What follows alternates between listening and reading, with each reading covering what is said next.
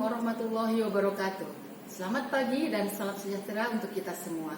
Pada kesempatan ini saya akan menyampaikan mengenai strategi pembelajaran mata pelatihan organisasi digital pada pelatihan kepemimpinan administrator.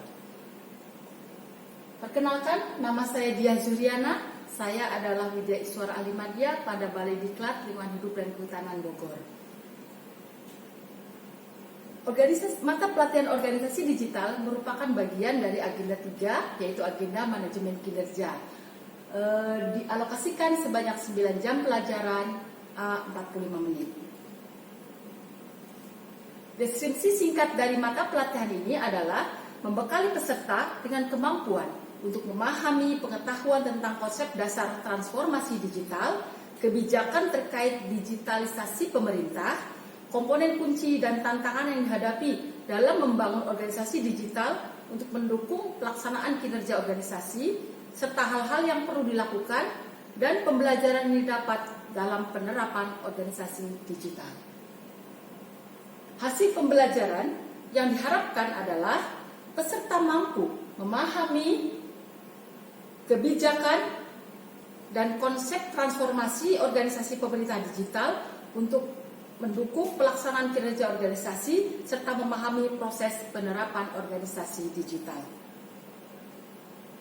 Indikator keberhasilannya ada 2. Yang pertama adalah peserta mampu menjelaskan kebijakan dan konsep organisasi pemerintah digital, serta yang kedua adalah menjelaskan proses penerapan organisasi digital.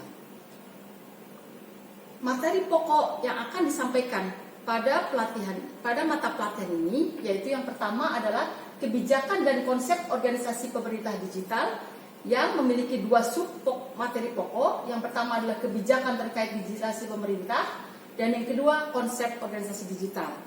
Dan yang kedua adalah materi pokok proses penerapan organisasi digital yang memiliki 2 sub materi pokok, yaitu hal yang perlu dilakukan menuju organisasi digital dan pembelajaran dalam penerapan organisasi digital. Strategi pembelajaran yang akan saya sampaikan adalah yang pertama, yaitu pendahuluan, di mana dalam pendahuluan akan saya menyampaikan energizer, perkenalan, peran mata pelatihan, serta deskripsi dan tujuan mapel. Yang kedua adalah penyajian materi 1, yaitu kebijakan dan konsep organisasi pemerintah digital. Kemudian yang ketiga adalah penyajian materi kedua, yaitu proses penerapan organisasi digital, serta yang terakhir adalah penutup yang akan disampaikan, yaitu rangkuman, evaluasi, dan apresiasi kepada peserta. Baik, saya akan mulai dari pendahuluan. Pendahuluan akan saya sampaikan selama kurang lebih 15 menit. Apa saja yang akan disampaikan? Yang pertama tentu adalah kita ingin menciptakan suasana kelas yang kondusif. Maka yang pertama kali saya lakukan adalah energizer dengan menampilkan taktik BOM. Kemudian yang kedua, perkenalan baik antara Widya Iswara dan peserta, dan juga peserta dengan Widya Iswara. Kemudian yang ketiga, saya akan menyampaikan peran organisasi digital atau mata pelatihan ini di dalam agenda atau di dalam pelatihan kepemimpinan administrator. Dan yang keempat, saya akan menyampaikan mengenai tujuan pembelajaran. Pendahuluan ini akan saya sampaikan selama 15 menit. Selanjutnya, saya akan menyampaikan di penyajian materi yang pertama, yaitu kebijakan dan konsep organisasi pemerintah digital. Pada materi pokok yang pertama ini, saya akan sampaikan selama kurang lebih 4 jam pelajaran. Yang pertama, kebijakan dan konsep organisasi pemerintah digital ini terdiri 2, yaitu kebijakan digital pemerintah, dan yang kedua konsep organisasi digital. Baik, kita mulai dari yang pertama. Pada sub materi pokok yang pertama, yaitu kebijakan digitalisasi pemerintah, saya akan menyampaikan dalam 1 jam pelajaran. Yang pertama, yaitu saya akan memutar dulu video tentang bagaimana teknologi informasi yang saat ini sangat berkembang pesat. Kemudian setelah pemutaran video, kemudian saya akan ceramah singkat tentang pentingnya teknologi informasi dan dilakukan tanya jawab dengan peserta hasil dari melihat atau mencermati video yang telah disaksikan bersama. Kemudian yang kedua adalah ceramah singkat bagaimana pengertian tentang transformasi digital. Di sini saya mengambil 2 pengertian, yaitu dari Brian Solis dan Constellation Research. Jadi ceramah mengenai pengertian transformasi digital. Selanjutnya, setelah diadakan ceramah singkat, kemudian curah pendapat. Bagaimana pentingnya transformasi digital di era revolusi industri 4.0 ini. Jadi meminta pendapat peserta, menggali kemampuan pendapat peserta mengenai pentingnya teknologi informasi ini di era revolusi industri.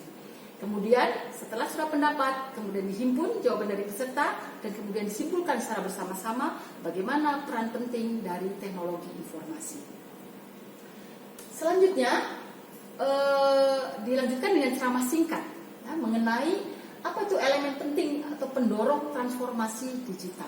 Jadi di sini dilaksanakan dua ceramah, dua materi, yaitu elemen penting pendorong transformasi digital dan unsur dalam strategi transformasi digital nasional. Jadi ceramah singkat ini untuk memberikan pemahaman kepada peserta. Kemudian berlanjut kepada submateri pokok yang pertama, yang kedua, yaitu kebijakan dari pemerintah di kebijakan terkait digitalisasi. Jadi masih pada subpokok bahasan yang subpokok materi yang pertama, tetapi pada subpokok materi yang berikutnya yaitu tentang kebijakan. Jadi di sini saya akan menjelaskan secara singkat ada 4 kebijakan terkait transformasi digitalisasi pemerintah ini. Kemudian nanti meminta peserta untuk membentuk kelompok, 4 kelompok dan kemudian mendiskusikan ya, apa implementasi dan kendala dari kebijakan tersebut ya. Kebetulan ada 4 kebijakan, jadi masing-masing kelompok memilih satu kebijakan untuk dianalisis bagaimana implementasinya di lapangan dan kemudian apa kendala yang dihadapi dari kebijakan yang telah ada tersebut. Selanjutnya peserta masing-masing kelompok mempresentasikan hasilnya mengenai implementasi dan kendala dan kemudian disimpulkan hasil jawaban dari peserta mengenai implementasi kendala dari 4 kebijakan tersebut. Selanjutnya untuk meningkatkan motivasi dari peserta maka akan diselipkan energizer berupa senam pinguin mungkin hanya selama kurang lebih 2 menit saja. Selanjutnya masuk kepada submateri pokok kedua yaitu konsep organisasi digital. Pada konsep organisasi digital, saya akan menyampaikan pertama adalah penjelasan ceramah singkat mengenai 7 komponen kunci dari organisasi digital, ya, yaitu perangkat keras, perangkat lunak, tenaga ahli, tata kelola, pengamanan, sertifikasi, kelaikan, dan pengawasan. 7 hal yang komponen kunci ini. Nah, selanjutnya meminta penugasan atau menugaskan kepada peserta untuk mengidentifikasi dari 7 komponen ini di masing-masing instansi peserta. Bagaimana dari 7 komponen ini di masing-masing peserta? Adakah tersedia atau tidak ada ya, 7 komponen kunci ini? Nah, nanti dari hasil identifikasi ini maka kita akan meminta 2 atau 3 orang peserta untuk maju ke depan dan menceritakan di instansinya sendiri bagaimana dengan 7 komponen ini. Ada, lengkap, atau tidak ada satupun ya. Jadi ini nanti memberikan pembelajaran untuk kita semua. Kemudian selanjutnya pada konsep organisasi digital ini tantangan pembangunan organisasi digital. Jadi ini 1 jam pelajaran juga saya sampaikan mengenai konsep ini, di mana yang pertama adalah menyampaikan curah pendapat ya. Ingin menjaring pendapat dari peserta. Bagaimana sih tantangan yang dihadapi dalam proses digital organisasi ini? Apa tantangan yang dihadapi? Terutama di Indonesia ya. Kemudian setelah di Indonesia kita curah pendapat, kemudian bagaimana instansi peserta? Ya. Nanti mudah-mudahan diharapkan dengan ini mereka memahami bahwa ada banyak sekali tantangan yang dihadapi ketika kita ingin menerapkan digital organisasi. Nah, selanjutnya bagaimana cara mengatasi tantangan tersebut? Nah, ini dengan metode debat saya kira cukup menarik. Jadi peserta dibagi 2 kelompok besar, di mana kelompok besar ini nanti akan menyampaikan apa strateginya untuk mengatasi tantangan tersebut. Jadi tantangannya sudah tahu masing-masing dan bagaimana cara mengatasinya kita laksanakan metode debat. Mudah-mudahan dengan ini nanti akan banyak masukan yang sangat berharga buat para peserta mengenai strategi untuk mengatasi tantangan tersebut. Jadi materi pokok yang pertama setelah berakhir, kemudian saya akan menyampaikan penyajian pada materi pokok kedua, yaitu proses penerapan.